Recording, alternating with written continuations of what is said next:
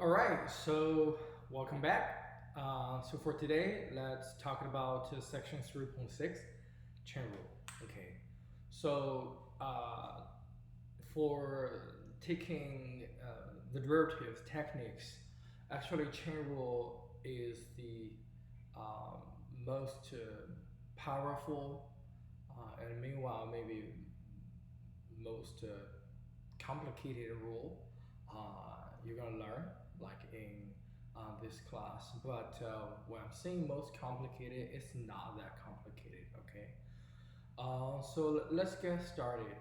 To understand why we learn chain rule, so maybe let's start with one simple example here.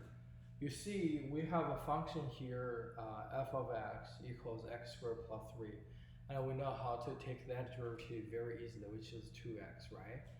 And also, you see this is gx equals cosine of x. And the derivative, we just learned the trigonometry derivative, which is negative sine of x, right? However, guys, if I give you, let's see, a function like this, okay, like cosine squared x plus 3. Do you see that we haven't learned this type,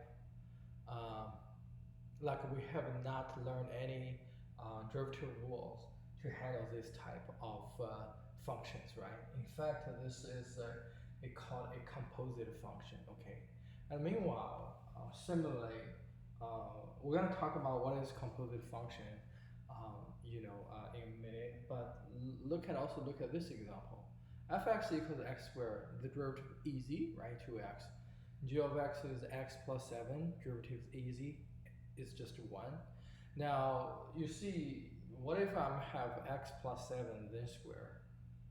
And again, we haven't learned anything to handle this type of question. Well, chain rule in this section is the tool to handle this, this, and this. Okay. So to understand the chain rule, you need to be crystal clear about what is composite function. Okay. So again, we still follow those two examples here. The meaning of the composite function is, this is fx, this is g of x. F of g of x, okay? So also sometimes you write into this way. Okay, so this is the notation here. And so f of gx, which is you set your g of x is the input of your function f. So you have x plus 7 then squared. Okay. So some of you might get confused, like where is this f of gx from? I'm going to show you step by step.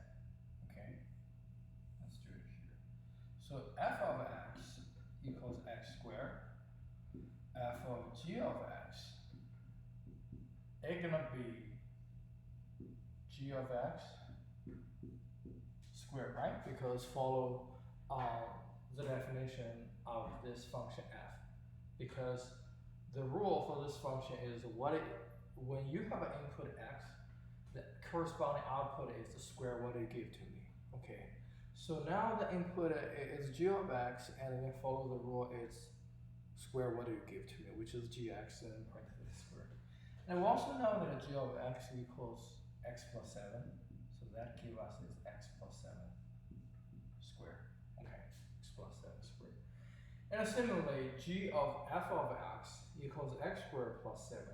How do we do that? Well, again, g of x equals x plus 7. G of f of x equals f of x plus 7. And f of x equals x squared, which gives us is x squared plus 7. Okay, so that's how the composite function is. And also from the composite function here, guys, also you see if we, let me get rid of this. So if we have f of g of x, you see that this f of x, it's the outside function, right? This g of x actually it's the inside, right, function. So make sure that this is outside